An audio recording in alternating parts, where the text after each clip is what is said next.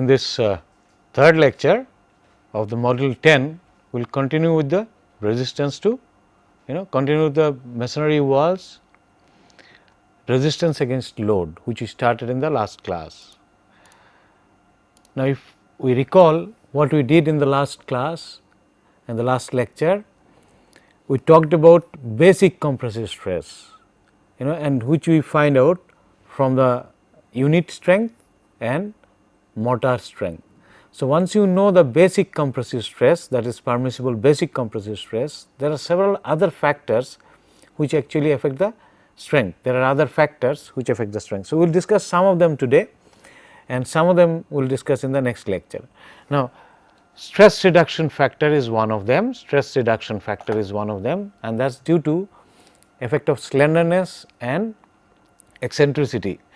Then there is something called area reduction factor. If the area is very small, of the masonry area is small, which is taking load, then there is some sort of modification, and shape modification factor is the third one, which we will discuss, and we will discuss some aspects of increasing permissible stress, not all, we will leave it for the next class. So, this is what we are going to discuss today. Some issues related to stress reduction due to slenderness and eccentricity, area reduction factor, and these factors are multiplied with the basic compressive stress that we have seen in the last class to obtain the permissible stresses in brickwork. You see, this is the way how we do it. Actually, we do it by since this is based on large scale, based on empiricity, and more not totally understood the behavior. So, what we do, we take the first permissible stresses without any effect of eccentricity, slenderness, etc., as we mentioned in the last lecture, that below slenderness ratio of 6 and where H by B ratio is less than 0.75 and area is more than 0.2 meter square, we find out the basic compressive stress. So, we will now find out these factors and then finally combine them as well. Now, stress reduction factor is associated with slenderness of the member, the masonry member, wall member. Now, what happens? The failure can take place under buckling if the member is slender, like we know that under vertical load wall buckles either around the horizontal axis parallel to the length of the wall or about a vertical axis parallel to the height. That means, when you are applying a load like this, when you are applying a load like this, when you are applying a load like this, it can buckle, and this is our common day to day experience. If you take a very thin, say stick or a cane and try to push it down, push it vertically downward, you will see it will bend, although the material would not have failed. Material would not have failed, it would bend, and if the bending, this buckling is excessive, this is actually we call it buckling under compressive loaded, and if it will buckle as we call it, one reference is made quite often is the stick on which Charlie Chaplin would stand. If you remember that stick on which he would lean onto it, and it will be always buckled as sort of a curvature shape. So, this is what is buckling, and this buckling takes place about a horizontal axis, that axis passing through the center, passing normal to the screen. Now, same thing can happen in another plane also. For example, this is a buckling that is taking place in vertical plane, and this is in horizontal plane, this might buckle. That means, this is occurring across, this is in plan. So, this is occurring across, around or about a vertical axis. So, the wall can buckle around this vertical axis under vertical loading, under compressive loading. We know that compressive loading is not as efficient as tensile loading because of buckling, because under certain load it starts buckling. And from Euler's critical load, you might be remembering that buckling is inversely proportional to slenderness ratio. That is what we mentioned in the previous lecture. So, slenderness ratio is an important concept with regard to buckling. Now, this slenderness ratio we define in terms of effective length by thickness or effective height divided by thickness. buckling is resisted by horizontal and vertical supports. Now, in case of a column, of course, things are relatively simple, as we shall see. In case of column, it can buckle in both the planes, it can buckle in both the planes. For example, it can, like if this is my column, and if I am applying load like this from this direction, there is a load from this direction and there is also a load from this direction, right, also a load from this direction, then column can buckle in this plane, it can buckle in this plane and also onto the other direction as well. So, buckling can take place in both the direction in case of column, both the planes, there is no restraint. But when it comes to wall, actually buckling is restricted to, when it comes to wall, buckling is resisted by horizontal as well as vertical supports, The vertical member, like supposing there is a slab and the wall is between the slab. So, it would be restrained. When it is trying to buckle, the slab would actually resist its buckling, and if there are cross walls, they will resist the buckling. Therefore, there is a resistance to buckling by the supports, horizontal and vertical supports. And of course, exact analysis would have been good, but we can't do exact analysis, and therefore, what we do is lesser of the two slenderness ratio we considered as a simplified manner, because we can't find out, I mean it is not really difficult, it is not easy to model the kind of resistance that would be offered by vertical supports as well as the horizontal support. So, what we do? Instead, we take the lesser of the two slenderness ratio and consider that as the slenderness ratio for our design. Whereas, in case of columns, there is no resistance offered, in fact, it can buckle in both the planes. So, whichever is the critical buckling, that we will consider. So, what we do? We consider the higher of the two slenderness ratios for column or piers or pilasters, and in case of wall, we take, because of the resistance offered by the supports, we take minimum of the two slenderness ratios, and that is how we find out which is the slenderness ratio. And let us see how we take the effect of slenderness ratio. Well, because wall can fail under buckling when it is slender, it can also fail under tensile stresses if the stress level is very, very high. So, there are two issues under compression, there are two issues. When the force is very, very high, right, if the member is weak, if the member, let us say its strength is relatively low, and but it is thick, So, you apply a load, the stress itself allowable may exceed the permissible stress or the stress at which it failed. So, it fails by, let us say, due to stresses, and stresses would be how? It could be lateral tensile stresses, since it is almost like concrete, because brittle material. So, there whenever you apply a uniaxial compressive load, actually there will be lateral tensile forces as well, because of the Poisson's effects. We remember nu divided by E effect, that would be there, and that would actually result in a expansion or movement along the transverse direction, and this might cause tensile stresses parallel to the load, as we have seen in case of concrete cubes or cylinders or similar sort of situations. Now, the other failure could be because of buckling. Now, it has been observed, you see, it has been observed that it buckles may fail either due to excessive stress or due to buckling. Slenderness ratio below 30, it is generally due to stress. If slenderness ratio is above 30, that is due to buckling. So, that is the idea, this is the idea. If it is less than 30, then it is due to excessive stress. If it is more than 30, then it is due to buckling. That is the idea, right. Okay. So, failure of the wall can be of this kind, and we will have a diagram to look at it more clearly.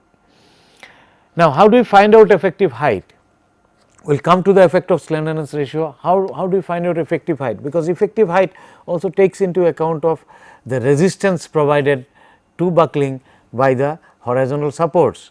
So, for example, if you consider, if it is fixed, if it is providing heavy resistance, supposing if it is fixed at the top and fixed at the bottom, then of course, the buckling will be restricted. So, effective length will be lower, and if it is just allowing rotation, but no movement, sort of a hinge sort of connection, does not stop its rotation at that point, then it will be nearly about 1, the effective length will be same as the length. But if it is, let us say, open on one side, I mean not free at one side, free at one end, then effective length will be more than that. So, let us see the some examples are here, Say consider this. Now, look at this, this is a foundation, therefore, this is restricted, its movement is very much restricted. Here there is a concrete slab, Now, the concrete slab actually provides a kind of high resistance, concrete slab provides a kind of high resistance to buckling along this plane, and therefore, what we take effective height, and this will also resist, because there is a foundation, and this will not allow this the rotation about this point, and so we take the effective height as 0.75 h. Same thing if it is between concrete slabs are supporting, then it is 0.7, effective height is 0.75 h. This is also 0.75 h. Now, look at this, this is h and this is free at the end. So, therefore, effective height now becomes more 1.5 h, because it can now buckle like this, it can buckle like this. So, therefore, it is 1.5 h. If it is not reinforced concrete which can provide sufficient restraint against buckling, if it is something like timber, let us say timber floor or roof, then this is of course foundation is there 0.75, this is also it is a rigid, it is entering here, not just supported, but so therefore 0.75, and this is just at the end. So, one side it is fully fixed, this side it does not provide, it allows for rotation here actually, and this is 0.85, and this is almost like hinged, this does not allow rotation, allows rotation, and therefore, this is 2 h. So, this is 2 h. So, free, and this portion which allows rotation like a timber flooring, which is just supported, not embedded inside, because this can actually buckle, and its mode of buckling would be, it will buckle like this. So, this would be 2 h, this is 1.5 h, it will be something like this 1.5 h, this is 2 h, and similar when you have similar restraint here. So, it becomes h, this becomes equals to h, because these are not embedded inside, will not resist it fully, the buckling, and this is the examples. If it is just freestanding wall, this side is of course the foundation is there, which is nearly fixed. So, it will be 1.5 h. So, that is how we find out the effective height. Effective height we can find out like this, because when we want to calculate out the slenderness ratio, we need to find out the effective height. So, example of finding effective height is like this. Effective length, is, we find out something like this. You see, there is two distances x and y, you can see two distances x and y, you can see two distances, this distance is y, right, this distance is y, and this distance is x up to the opening, So, how much movement will be, or what is the effective length for buckling, or how much resistance these walls are actually offering, would depend upon minimum length of this wall, how long it is. So, this is y and this y, and also how much length is there between the opening, this is opening. So, if there is opening, if it was solid, there was no problem, since there is an opening. So, depending upon x and y, now when x is greater than h by 8 and y is greater than also h by 8, that is, this is greater than 8, this is also h by 8, h is a height, then this is given as 0.8 L, this is given as 0.8 L, the effective length is given as 0.8, 80% of this L.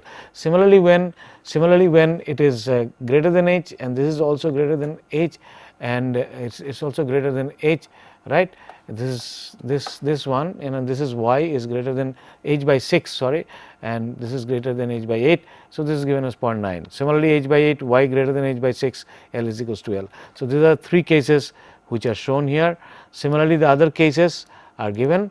This is based on the effective resistance that would be provided by the wall against, or the cross walls against buckling. So, the similar other two cases, for example, this wall is not very long, it is greater than, y is greater than h by 6, x is greater than h by 8, this, and this is my L. So, this will be one free end 1.5 L, this is 1.5 L. So, because here there is no restraint, and similarly here again L, and h is less than h by 8, and this is less than h by greater than h by 6, and then this is L. So, this is L is equals to 2 L. So, depending upon the restraint that is available at here, or resistance offered by the cross wall against buckling, this L values, effective L values are taken, right. Similarly, effective length for two other cases are something like this.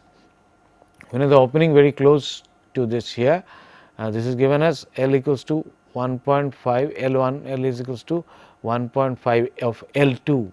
This is what it is when this is long, it is taken as L equals to 1.5 L2, and here again you have a small, this is L, and slenderness is determined by the height. So, here slenderness is straight away determined by the height, x being less than h by 8, very small, mostly there are 2 openings, only small portion is there, because now it will be determined along this direction there will be no buckling, but along the other direction about the horizontal axis there will be buckling, and it is only determined by height. It is almost like a column.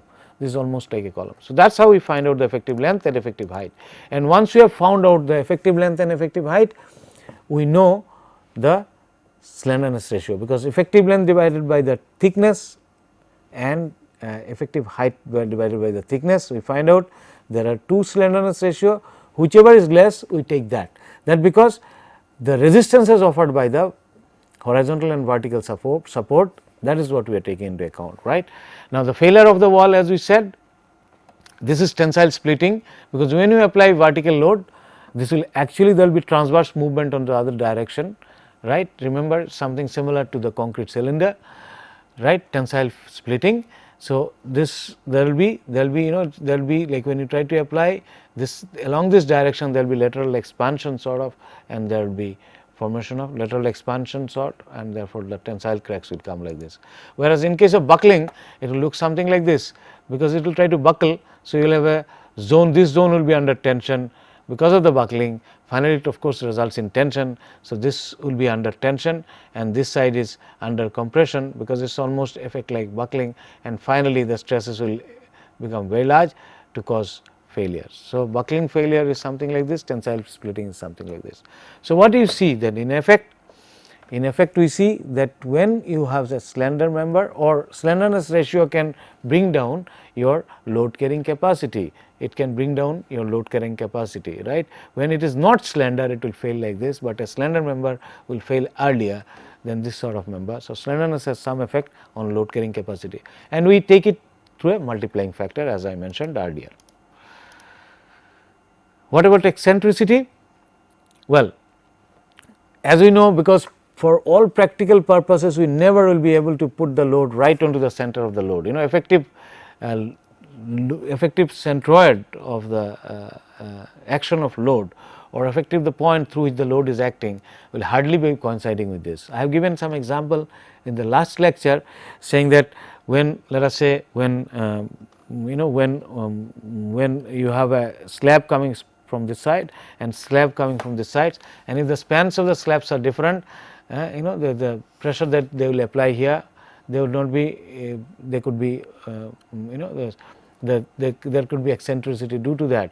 Or supposing I have got only one side slab, so stress block that will be acting will be somewhere here, and in fact the load will come somewhere here. Like if you remember what I said the other class, is that supposing I have got one sided load slab coming from only one side, then I will have actually the load will be transferred to a triangular, like the slab coming from, there is a slab coming from only a slab coming from this side, slab coming from this side, and the load will be transferred like this. So, the center of action of the load will not be coinciding with the center of the wall, rather it will be somewhere in between. So, when I have a slab from only one side, there will be eccentric loading. Many other situations there will be eccentric loading.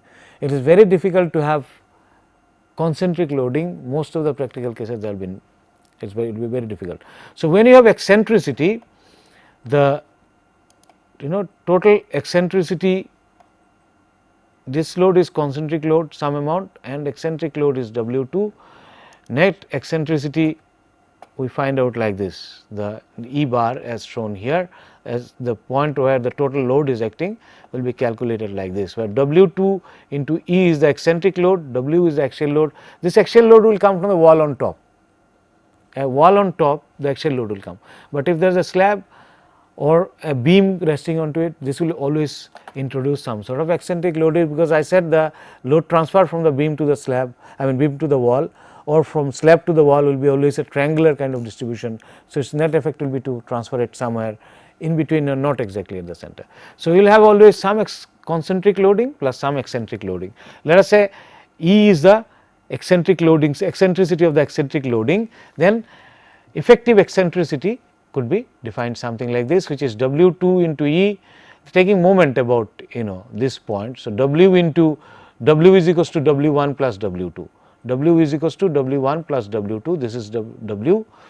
So, taking moment about this, W into E bar must be equals to W2 into E, and that is for results in this sort of relationship. So, E bar, the effective eccentricity where all the load is acting, I can find out in this manner. Now, what would be its role? What does this do? When I have eccentric loading like this, let us say effective load eccentricity is E, and this eccentric loading would cause a kind of effective eccentricities here will be maximum, and gradually since the load will get dispersed even at 30° angle as we know. So, eccentricity will go on reducing because this load gets dispersed. We mentioned that effective dispersion angle we take at 30° in case of masonry. Of course, concrete one can easily take it to 45°. So, eccentricity will go on reducing as I go down, and it can be taken as nearly 0 at the bottom. So, eccentricity will reduce in this manner, but the shape of the member would be something like this. So, if the load is acting somewhere here, let us say effectively due to buckling, if it is buckling also there will be due to slenderness there will be, if it is buckling also. So, actually the member will shift. So, net effect of the eccentricity will look like this, like buckling, this eccentricity further enhance the effects of this buckling effect. So, you will have net sort of eccentricity is something like this, and the maximum eccentricity possibility is 0.6 h. So, 0.6 h. So, there is they act together in a way, eccentricity and slenderness both act. In a slender column, the eccentricity will adapt to the eccentricity first due to buckling and then further due to the eccentricity itself. In other words, it will buckle more and the failure would take place earlier when you have eccentric loading together in a slender member. So, that both these aspects are taken care of in stress reduction factor. So, permissible stress of an element is related to slenderness ratio through strength reduction factor, and this is also related to eccentricity, right. Eccentricity of vertical load increases the tendency to buckle, that is the idea. Hence, combined effect is taken in Ks, right. Okay. Well, as we have seen, maximum eccentricity takes place at 0.6 h. So, this is all clear now that eccentricity, this is all clear now that buckling takes place when the member is slender, and if it is eccentric the buckling will be still enhanced, and therefore, my load carrying capacity will get reduced, and this we take care of through stress reduction factor, and these stress reduction factors are something like this. The stress reduction factors are something like this. For example, we said that below a slenderness ratio of 6, I need not worry about buckling. Okay. 6, I need not worry about buckling, whatever is the effective eccentricity. This is actually T by 12, this is 0, this T by 12, I mean 1 by 6 or 1/3 of the T, 1/3 of the thickness. So, this is 1 by 12, 1 by 6 T, 1/3 T. So, we define the eccentricity in terms of the thickness. So, 1 by 12 of T, 1 by 6 of T and 1 by 3 of T. In fact, the table given in the code is much wide. I have taken a small portion of the, this table and trying to explain. So, up to 6 there is no correction, it is all 1 whether you have eccentricity up to 1/3 or not, and when it is slenderness is increasing, you can see even at 0 slenderness, as the slenderness ratio increases, even at 0 the eccentricity, I mean the stress reduction factor reduces. So, at 27 eccentricity 27, the stress is reduced to 43% just due to this, and similarly when you have eccentricity also there together, there of course it is not allowable because load, it can't take that load at all. So, permissible stresses is effectively nil here, it is not allowed with so much of eccentricity and so much of slender member, slenderness has to be brought down. So, as you can go along this direction, these values are reducing. As I come down this direction, these values are reducing. As I go along this direction, values are reducing, values are reducing. So, for example, slenderness ratio of 12, you have 0.84, 0.81, 0.78 and 0.72. So, stress, permissible stresses are reduced using this stress reduction factor, stress reduction factor. So, permissible stresses are reduced due to stress reduction factor, right. Now, then there are other factors. One of them we call as area reduction factor. One of them we call as area reduction factor. And what is this area reduction factor? Well, you see, unlike concrete, the 95% characteristic strength, etc., here we are not dealing with such situation. Therefore, we base the strength on average strength. If you remember, average strength of unit strength of masonry, we also talked of average strength of mortar. So, when we are talking of average strength, in fact, our factor of safety is somewhat reduced. Now, it has been observed that if you have a small member, since I am dealing with not with the strength which will be exceeded large number of times. So, 50% of the time the masonry strength can be actually may not be exceeded, and 50% of the time the unit, the mortar strength may not be exceeded, not the unit strength can be exceeded. So, you will have actually some chances of finding and substandard material in the section. Now, you find one or two substandard material in a large section, this does not create any problem, but when you find, when your section is small, then this might have significant influence, and this is taken care of in case of area reduction factor, in case of area reduction factor, and therefore, Ka is applied, therefore, Ka is applied, and Ka is applied something like this below 0.2 meter square. So, when the area is sufficiently small, say let us say below 0.2 meter square, area of the brickwork you are dealing with, or the wall area is less than that, then Ka is equals to 0.7 plus 1.5 into area itself. For example, if I put A equals to 0.2, this value will be equals to 1. If it is 0.3, or let us say it is equals to 1, obviously you can see it is much higher than 1. So, we do not take into account. So, only if A is less than 1, then we take it. For example, if it is 0.1, then this would be 0.85, this value will be 0.85. So, when you have small area less than 0.2 meter square, you have another reduction factor which we call as area reduction factor, which we call as area reduction factor, right. There is something called a shape modification factor. When I have more height to width ratio, it is under the concept, it is a concept that when you have more number of joints, the load it can carry is lesser. The masonry can carry less load when there are more horizontal joints, because joints are the necessary weakest link where the failure takes place. So, if your number of joints reduced, if the number of joint is reduced, then it can carry more load, it can carry more load. So, more height to width ratio of the unit means less horizontal joints, hence lower strength of brickwork.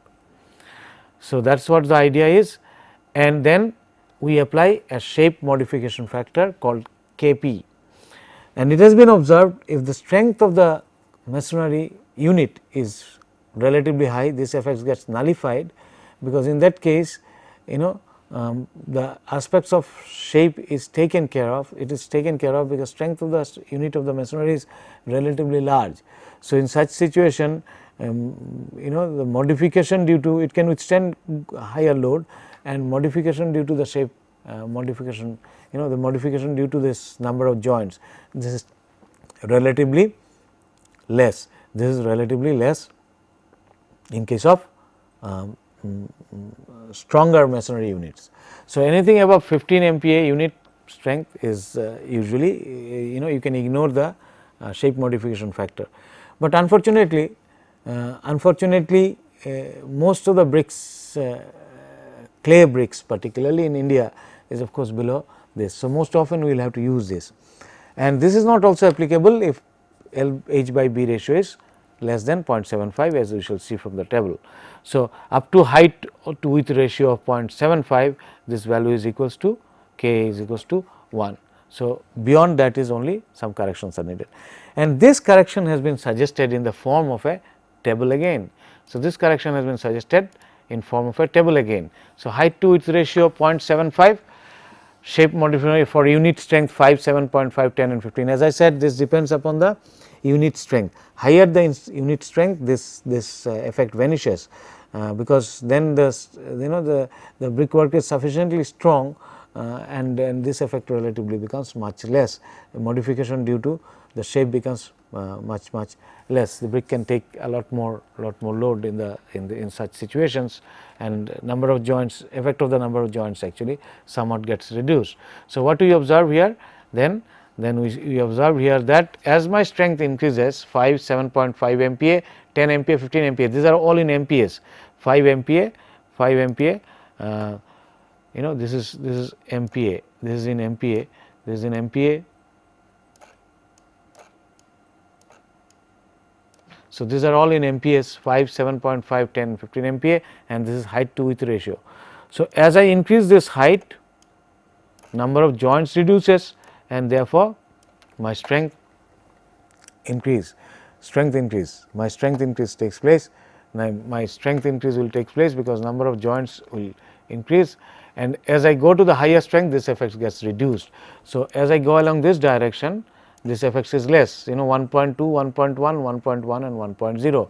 So, beyond 15 MPa strengths of the unit, I will not have practically, I will not have any effect, and as I go down, higher this ratio is, I find that the strength, the masonry can withstand is higher. So, because I will have lesser number of joints, right, more height. So, there will be lesser number of joints actually. So, that is the idea, that is what is the shape modification factor is all about, right. Okay. So, these are the two. So far we have seen, first what we have seen, let's just look back into it to remember. We have seen basic compressive stress, which is based on masonry strength, unit strength, and the mortar strength, mortar type. So, first we find, we call it FB, and then we have found out, then we have a stress reduction factor, which is dependent upon the eccentricity and also on the slenderness, and slenderness again we calculate from two consideration, height divided by effective height divided by thickness, and effective length divided by thickness, right. And then we have seen the two other reduction, shape modification factor and area reduction factor. Now, some cases we allow increase in permissible stresses. So far we have seen there is a reduction, there are some cases, or some modification factor of course can increase. Some cases we allow for, some cases stresses are allowed to be, one allows increase in permissible stresses, right. But before that, let us just, we will discuss this again in slightly more details, but let us look at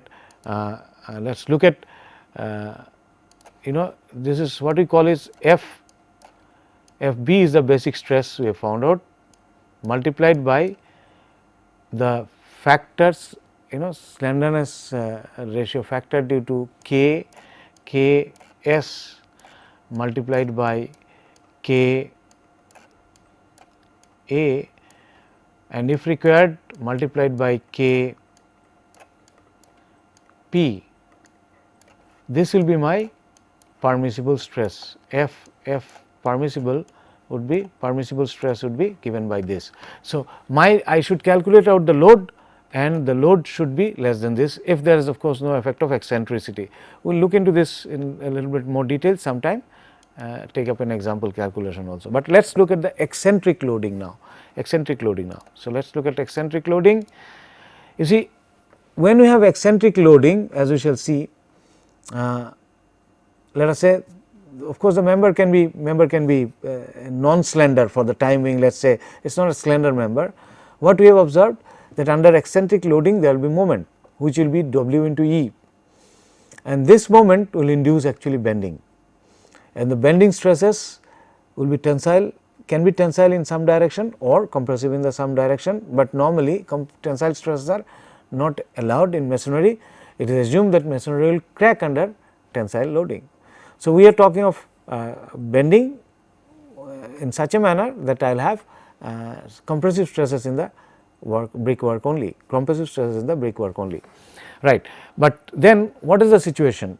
When you apply bending, we have seen earlier also in case of concrete, when in bending extreme fibers are actually subjected to maximum stress. In case of pure bending, we will have maximum compression at the top and tension at the bottom, the other face. In between you have lesser tension and lesser compression. But here we are talking of a situation where it is not pure bending, but bending plus some axial load. So, effect would be some compression, maximum compression or higher compression in one fiber and somewhat lesser compression in another fiber. Of course, there can be situations where the tensile stresses also come, but as I said, the masonry cannot take tensile stress. We have assumed that it does not take tensile stress. So, that portion it would crack and the load will be withstood by only the uncracked portion. So, in masonry actually this tensile stress, allowable tensile stress is actually practically we take it to be 0, practically we can take it to be 0, although it can take some amount.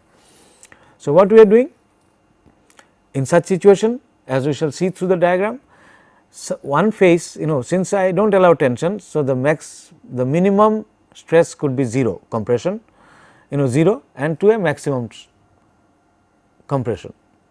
So, one face will have maximum compression, other face will be 0, the limiting case, and beyond that of course, tensile stresses will come into the other face. So, in such a situation the whole element is not under the full maximum stress.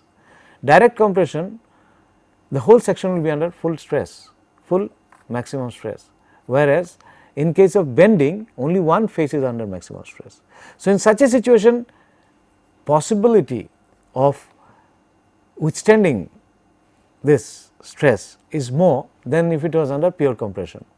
You can recall when we discussed about modulus of rupture test in case of concrete and the direct tensile test split or even indirect split tensile strength. You recall that split tensile strength was lower than the modulus of rupture. One reason of course, the stress block that we assume, but the second reason of course was that in case of bending only the extreme fiber is subjected to the maximum stress and other portions are not. So, therefore, probability of a weakest link being there exactly at the extreme fiber is somewhat low. It can possibly take more load than a weakest link. So, what happens is there is a tendency generally it is observed that it can withstand somewhat higher load. So, that is why you see, since the extreme fiber, since only the extreme fiber is subjected to extreme, since only extreme fiber is the only one subjected to maximum stress, member can sustain more load. So, that is right. So, eccentric loading causes bending and therefore, some amount of increase in stresses are allowed, and this has been observed to be 25%. So, one allows 25% increase in permissible stresses, right, if the eccentricity is 1/24 T, it is more than 1/24 T and less than 1/6. Now, what are these two limits? Well, we will see that in case of 1/4 E bar being 1/24 T, ET stands for it is in a ratio of actually E bar divided by the T. So, that is 1/24 and this is 1/6. So, when this is 1/24 we will see the maximum stress itself is about 25% more than and the maximum stress is 25% more than the average stress. And when it is 1/6 that corresponds to a case where there is 0 stress at one point and maximum compressive stress at the other point. If you increase the eccentricity beyond this point, E bar equals to 1 more than 1 by, I mean if it is more than 1/6 T, when it is greater than 1 by 6 T, there will be tension, as we shall see. We will just see this, we will look into this. So, in such situation there will be tension. So, this 25% increase is allowed only when it is between this. Below this when the eccentricity is lower than 1 by 24 T, ET stands for that ratio. So, 1 by 24 T eccentricity is lower than that, the maximum stress will anyway be maximum stress will be anyway be about less than 25%, less than 25%. So, right. So, that is what it is. For ET less than neglect, we neglect the tension zone. If it is more than ET, then this is the cases how we handle the eccentric loading.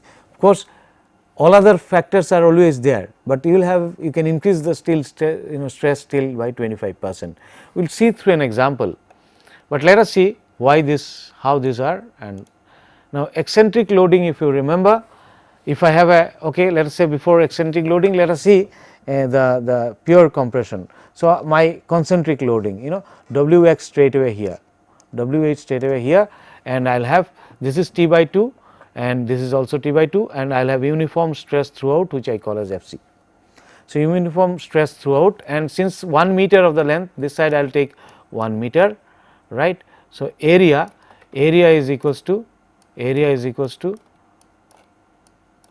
1 into T, 1 into T. So, area is equals to 1 into T. So, if since this area is equals to 1 into T, so W is equals to Fc into T. W, the load that it will be carrying, is equals to Fc into T. So, one can Fc into T. So, therefore, one can, it can carry, the Fc is the stress level. Fc is the stress level when it is concentric loading. Let us say eccentric loading. Okay, when it is eccentric, we will come to this later on, but let us look at the equation. When you have eccentric loading, what happens? You have a direct stress plus a bending, and you remember, if the bending moment is m and if the modulus, section modulus is z, then the maximum stress, compressive stress will be F1, which will be equals to W plus A plus m by z, because bending introduces a compressive stress on one side and tensile stress on the other side. For example, here bending will introduce compression along this face, because the load is acting here.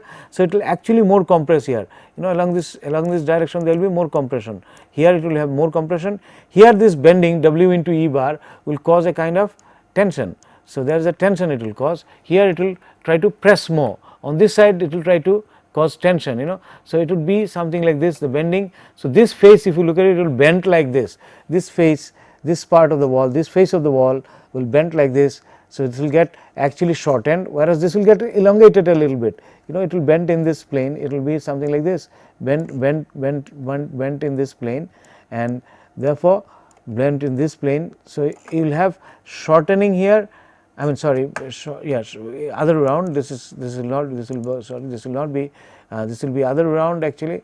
You will have, since this is, so it will have something like bending in this manner, and this side you will have some sort of this side you will have some sort of shortening, this side will have some sort of shortening. So, some shortening here will take place, this side is a shortening and this side is elongation. So, compression will be here. So, you have axial compression W acting divided by A plus the compression due to bending here, compression due to bending here both. So, this compressive force due to bending is given by m by z, where m is the bending moment, and how much is the bending moment? W into E bar. So, W into E bar divided by z, and what is the z here? The section modulus, because I have got 1 meter width along this direction. If you remember, if you recall, we said it is 1 meter width along this direction, 1 meter we have take 1 meter along this direction, 1 meter, right. So, the 1 meter we take per meter. So, 1 meter width along this direction, 1 meter T is the area. So, area is simply T into 1, that is what we said, and this will be BD cube, BT cube, this will be 1 by 12 BT cube, section I modulus, I mean moment of area of this section 1 meter by T is 1 by 12 T cube divided by T by 2, that will be section modulus, which will come out to be 1 by 6 T square, this will come out to be 1 by 2 T 6 square. So, if I put here W by E bar and put here 1 by 6 T square, I will have 6 E 6 W by T I can take common, W by T I can take common, and this T 1 T will remaining inside, and here I will have 6 going up there. So, this F1, the compressive stress will be 1 plus 6 E by T bar, 1 by 6 E bar by T, and correspondingly the least compression F2, which I am calling as F1. So, F1 will be given by this, where the compression is more, and F2 where the compression is less will be given by 1 minus 6 E by T, because some of the compression will be neutralized by the tensile tensile stress, bending tensile stress that will come here. And if I have E equals to T by 24, you put E equals to T by 24 here. So, this will be 6 divided by 24, 6 divided by 24, and this will be 6 divided by 24. So, this will be 6 divided by 24 is 0.25, 6 divided by 24, this will be 6 divided by 24, which is equals to 0.25. So, 0.25 will come here, 0.25, this will be 0.25. So, 1.25 W by T. So, when you have E equals to T by 24, F1 is equals to 1.25 Fc, where Fc is the pure compressive force, simply W divided by T, and F2 will be 0.25 less, because this will be 0.25 less, it will be 0.75 Fc. So, W is equals to Fc into T. So, up to this, therefore, you assume that up to 25% maximum load is 25%. So, you allow this 25%, I mean it can withstand this load, it can straight away withstand permissible stresses, it can withstand, and beyond this when it is less than T by 6, right, when it is less than T by 6, the maximum allowable F1 should be equals to 1.25 Fc. So, up to that there is no problem, because it was coming anywhere within 25% maximum stress up to 24.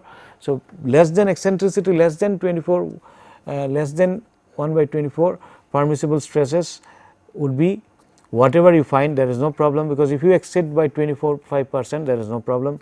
But beyond this, this stress will be now, actual stress will be more than, this will be more than 1.25 Fc, F1 will be more than 1.25 Fc. So, permissible stress is actually F1 is 1.25 Fc, and F2 will be whatever the corresponding value is.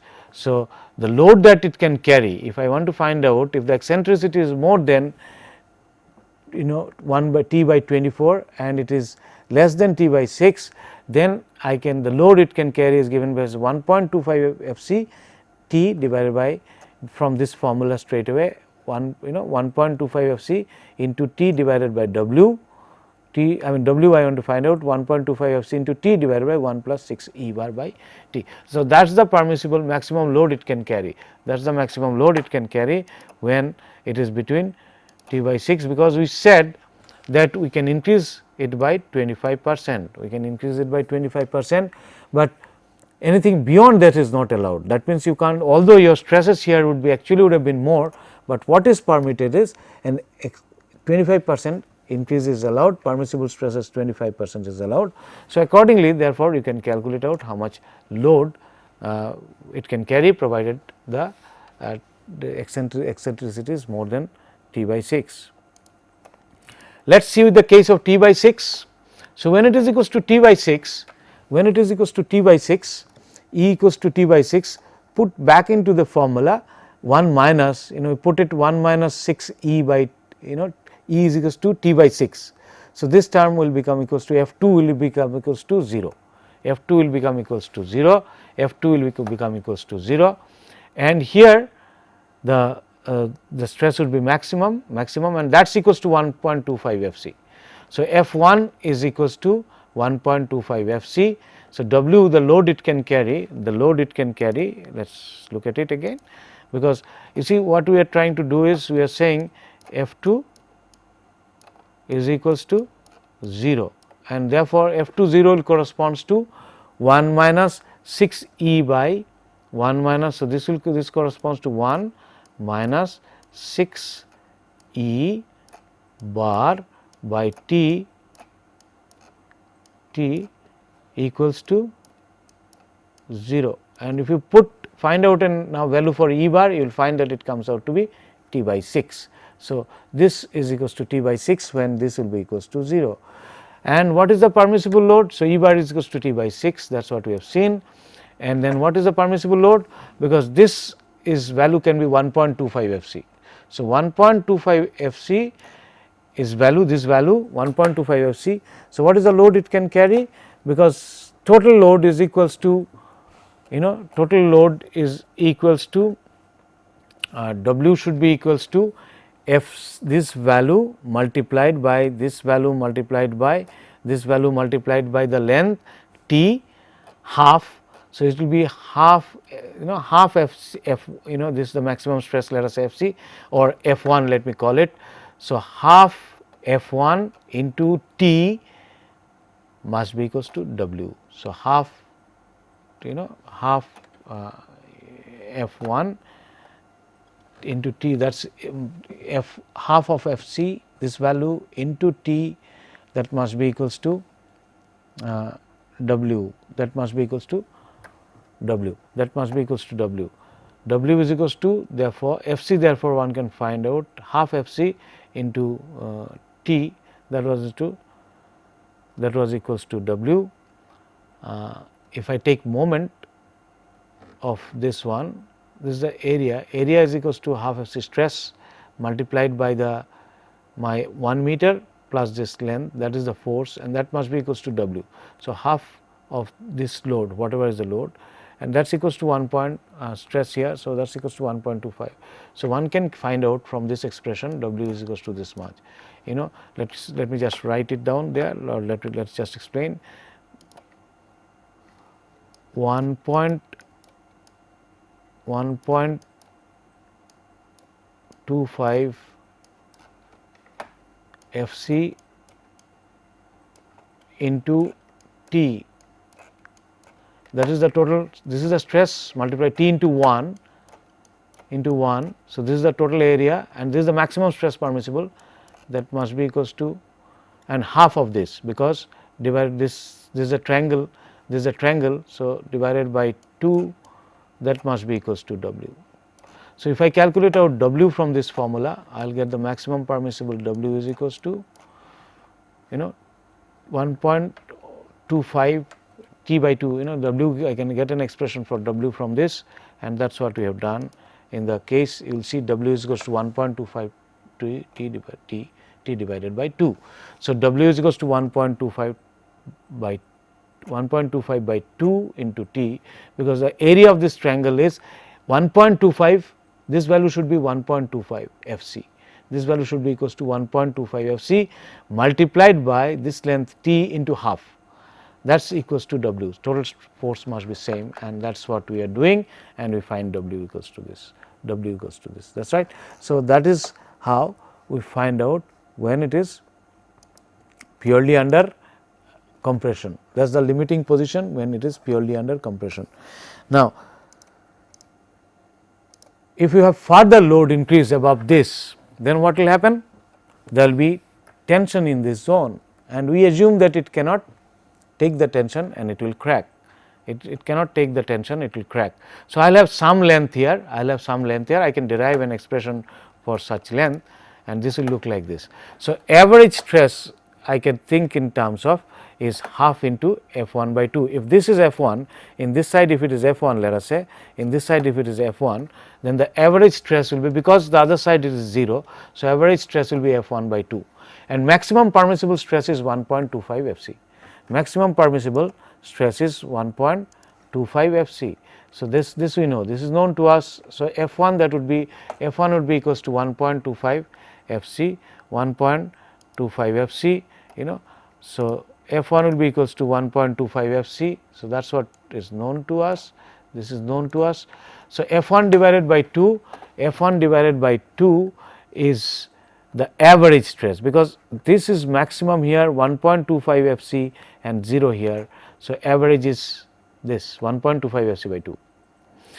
Now, this if I take the moment of this force, if I take the moment of this force about this face, then I get W, this length let me call it as AB, this length is AB, this length is A to B, this length is AB. So, this is AB length.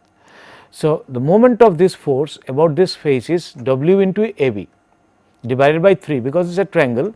So, the whole force can be thought to be acting at this point at 1/3 point. So, this is 1/3, this will be 1/3, this will be 1/3, this will be 1/3 AB, this will be 1/3 AB. So, 1/3 AB, AB by 3, this will be AB by 3. So, W into AB by 3 must be equals to, I am taking whole of this stresses, stress would be acting, the whole stress would be acting, and that must be equals to total stress must be equals to W, because load has to be same. The W must be equals to the Fc into this length, right, Fc into this length as it is shown here, Fc into average. So, that must be W, and this is acting at 1/3 distance. So, W into AB by 3 must be equals to W into T minus E bar, because this W is nothing but equals to F average into AB, right, which is acting here, and that must be equals to applied load W. So, taking moment about this is T minus this distance is T minus this distance is T minus E bar into W. So, that is the moment, and the stresses moment due to the stress block, this stress block is also W into AB by 3. So, one can get an expression for AB equals to 3 T into E bar, 3 T by T into E bar, 3 T in minus E bar, 3 T minus E bar. So, right. So, that is it. So, one can get right, and this is, remember, this is T by 2, 1/3 of the T by, this distance is T by 2 minus E. So, this is T by 2 minus E, there is a small error, this should be 2 T by 2 minus E bar. So, that is why T by 2 minus E bar into 3, that is the value of AB. AB is equals to, from this it follows that AB equals to 3 into T by 2 into E bar, this term is nothing but equals to AB, this is AB, and the total load it can I can carry, the wall can carry, is equals to F average into AB, right. So, what is F average? F average you have seen is equals to 1.25 Fc by 2. So, I put 1.25 Fc by 2 into this, that is equals to W. So, maximum load it can carry is this, maximum load it can carry is this, maximum load it can carry is this, maximum load it can carry is F average into AB, which is given by this. Now, this length, therefore, the length through which the stress block will be distributed is 3 T by 2 minus E bar, and what is happening to this portion? The crack would have come up to this portion, and it would have, this portion is ineffective. So, this is the ineffective portion, the effective portion is this much, and we assume that maximum stress it can carry is 1.25. So, total load it can carry is W. Now, we have already say Fc is the, what is Fc? Fc we find out from basic compressive stress multiplied by the effect of slenderness ratio and eccentricity, right, that is stress reduction factor, multiplied by any shape modification factor if there is any, or area reduction factor if there is any. So, all multiplying this I have got Fc, and therefore, maximum load, eccentric load one can carry would be known to us, provided I know that E belongs to, E is greater than T by 6, but obviously less than T by 2, T by 2 is the maximum E possible. Beyond that, of course, we do not allow, I mean it can have, but usually will not have, unless I have a cantilever coming out and then I apply load to this, there can be more than that, but generally in walls such situations are not encountered usually, and it is between T by 2. So, that is how we can find out what is the maximum load the masonry wall can carry under eccentric loading, and also we have seen why there is an increase, or we allow an increase in the tensile stresses, right. So, we can summarize therefore what we have done. We have looked into the effect of slenderness and eccentricity, we have looked into the effect of slenderness and eccentricity, and we have also looked into the effect of area and shape, and we have seen that how we calculate our stresses in case of eccentric loading. Now, we will combine all this effect and try to show through an example calculation how we find out the load carrying capacity of a masonry wall, and also look into any other the increase in permissible stresses allowed by the code under certain other circumstances. So, I think with this we can conclude today's discussion, and we will look into the other issues of resistance to load, both vertical as well as horizontal, in the next lecture. Okay, so that is what it is. Thank you.